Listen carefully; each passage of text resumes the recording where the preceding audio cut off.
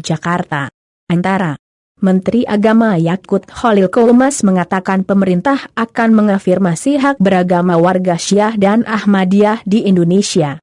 Yakut tidak mau ada kelompok beragama minoritas yang terusir dari kampung halaman mereka karena perbedaan keyakinan.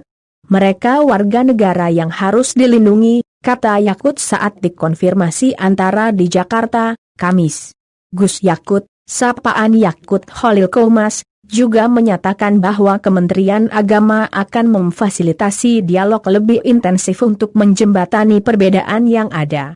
Perlu dialog lebih intensif untuk menjembatani perbedaan. Kementerian Agama akan memfasilitasi, katanya.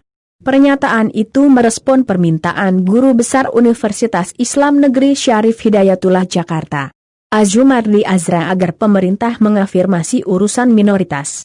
Hal ini disampaikan secara daring pada Forum Profesor Talk Lembaga Ilmu Pengetahuan Indonesia, LIPI, di Jakarta, Selasa, 15 Desember. Terutama bagi mereka yang memang sudah tersisih dan kemudian terjadi persekusi, itu perlu afirmasi, kata Azumardi. Menurut Azumardi, afirmasi itu kurang tampak diberikan pemerintah kepada kelompok minoritas.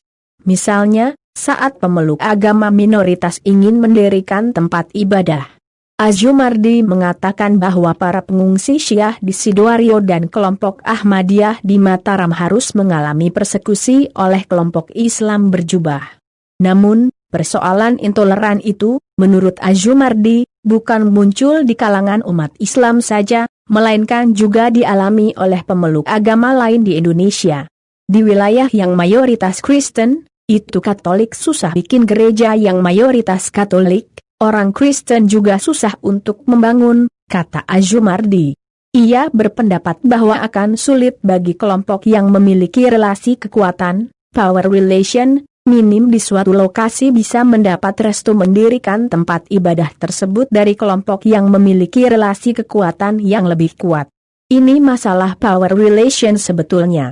Siapa yang merasa dia mayoritas? Jadi, yang begini-begini, power relation yang harus diatur begitu, ya, oleh pemerintah.